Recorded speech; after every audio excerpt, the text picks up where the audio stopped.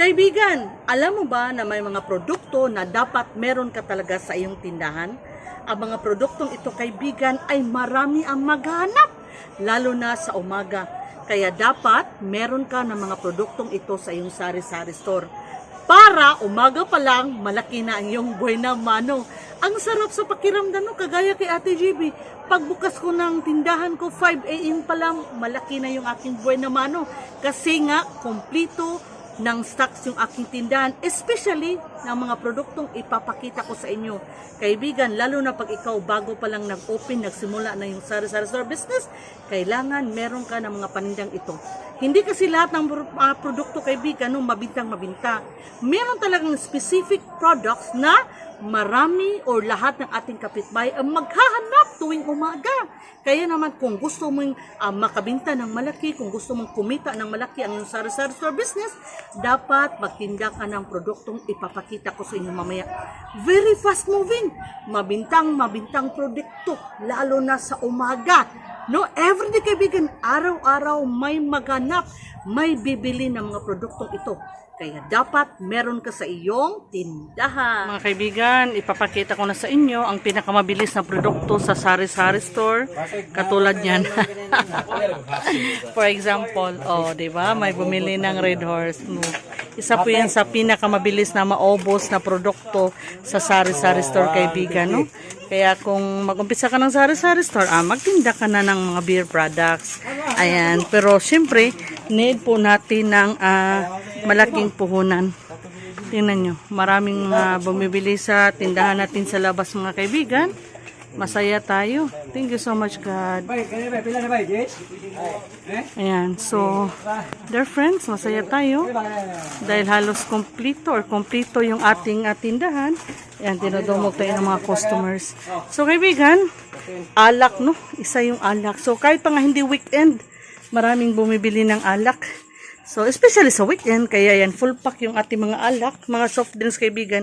Isa po yan sa mga pinakamabilis maubos sa mga produkto sa sari-sari store. At ito, kaibigan, hindi mawawala. No, yung mga bigas, kaibigan, araw-araw, walang araw na lilipas na walang maghanap na bigas. So, marami tayong bigas, kaibigan. 1, 2, 3, 4, 5. 5 klase po ang bigas natin. So, merong mura, meron ding mahal. Kasi, depende sa customer kung anong gusto nilang bilhin. Ayan, mga kaibigan, marami tayong mga bigas. So, ano-ano ba ang mga pinakamabilis maubos na produkto sa isang sari-sari store? Ayan. So, another customer. Maraming mga customer sa tindahan, kaibigan. Ayan, dear friends. So, sa morning muna tayo, dear friends. Basta sa morning talaga, pinakamabinta na yung mga kape natin. Ayan. At yung coffee, kaibigan, most of the time, partner yun ng sigarilyo. Ayan. Meron din tayong sigarilyo doon sa lagayan natin. May sigarilyo tayo dyan, dear friends. And then, kape, gatas. Pero mas mabinta ang kape kaysa gatas, okay? Pero may bumibili na naman ng gatas. So, maraming gatas, Birch Tree, Alaska. Pero pinakamabinta sa mga gatas sa tindahan ko ay si Bear Brand. And then, kaibigan. Wala nung ganisa. Ayan. Meron tayong processed food. 68. Na yan. Wala lang na bilhin. Hotdog lang sa. Ayan. May bumibili ng processed food, kaibigan. Mabinta rin po yung processed food. Yan, ugma pa may mangumpra daghan dong. Kaniya mamikila ko yan. Mabinta po yung processed food, kaibigan, no? Lalo na sa umaga. Kahit nga gabi ngayon, no, ang oras po ay anong oras? Ang oras ay alas 8 ng gabi, 8:26 PM, pero may bumibili pa rin po ng processed food, lalo na sa umaga. So sa umaga, kaibigan, umaga muna tayo. Itong mga itlog, pabinta yan. Ha? Itlog, ayan, tingnan nyo, di ba? Di ba? Sabi ko, may mabinta yung itlog, lalo na sa umaga. Pero ngayon ay gabi. Ayan, alas 8 ng gabi, 8:27. Pero may bumibili ng itlog kahit gabi.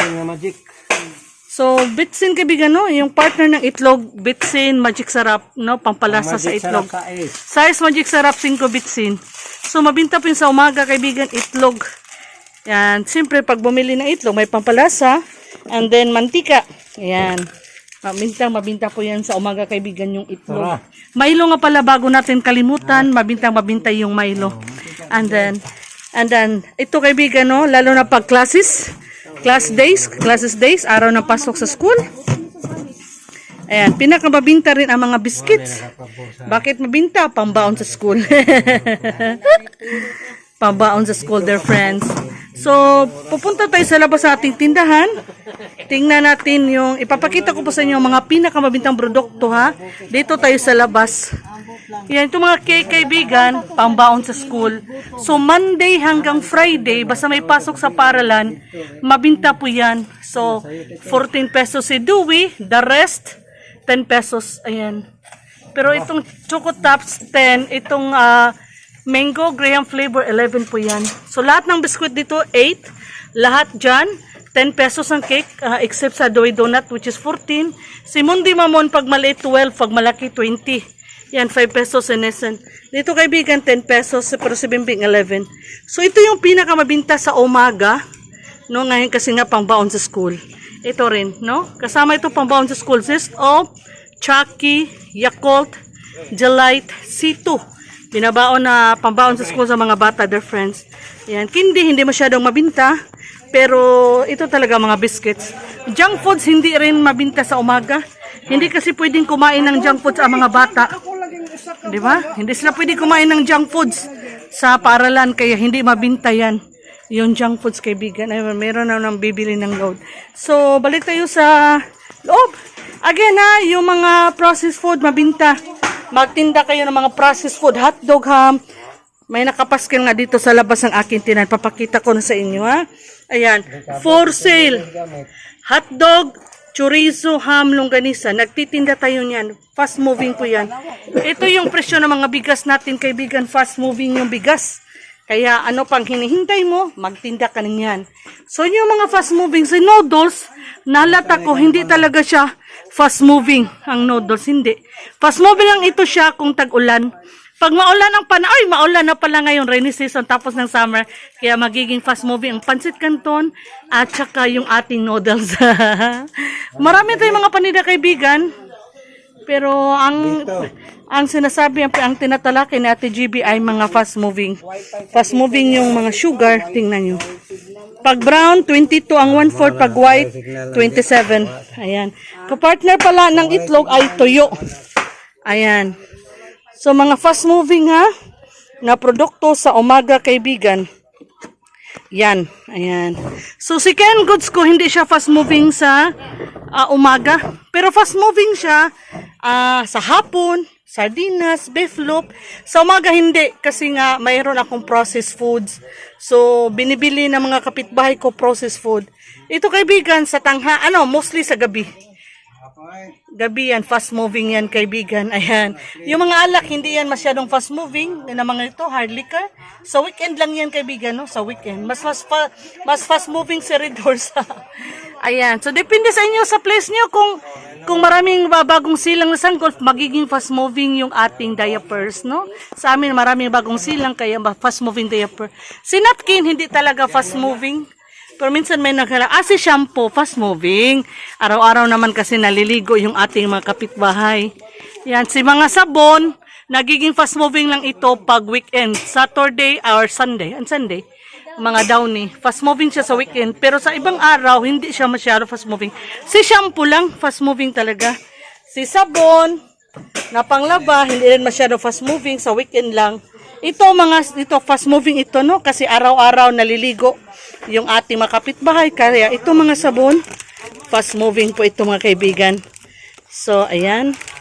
Si Silka, 23. Si Safeguard, 25. 24 pala ito. Si 23, Bioderm.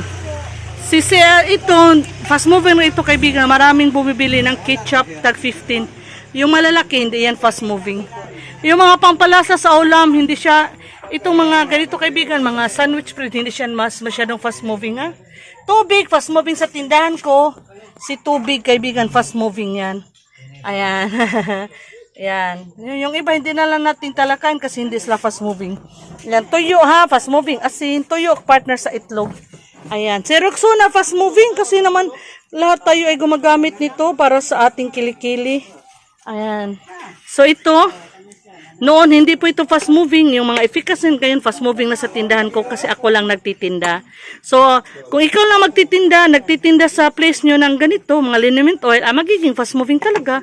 Katulad ng mga Vicks, magiging fast moving pag nalaman mo ng mga kapitbahay mo, mga customers mo na ikaw ang nagtitinda nito. Kasi hindi naman lahat ng tindahan nagtitinda nito.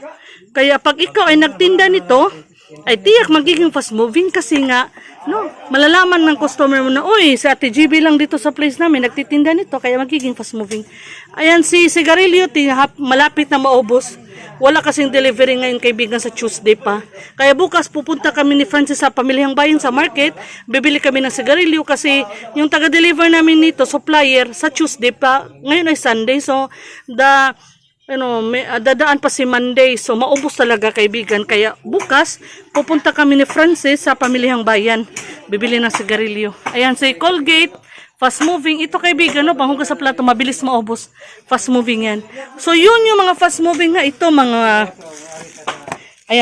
spices, ayan, sibuyas, bawang, luya, fast moving po yan. Meron tayong kamatis, fast moving yan. Pag sila ay naglulutom ng itlog o nilalagyan ng kamatis, ng sibuyas, so fast moving po ang mga ito, kaibigan. So ito lang pinapakita ko kasi yung iba hindi na fast moving. Fast moving yung mga Magic Sarap Bits and fast moving po yan. Ayan. Ay, may tumawag kay Ate GB. Nag-vibrate yung ating phone. Ayan. Ito mga tomato sauce hindi fast moving, kaya wag na lang ting talakayin. So yun yung mga fast moving lang ang ipinapakita ko sa inyo, kaibigan, ha. Kaya magtinda ka ng mga produktong ito. Ito fast moving ito pag tag-ulan, lagay sa sardinas. Ayan, di ba? Yan mga fast moving product, kaibigan, no? Mga produktong mabilis maubos sa tindahan, kaya dapat magtinda po tayo nito.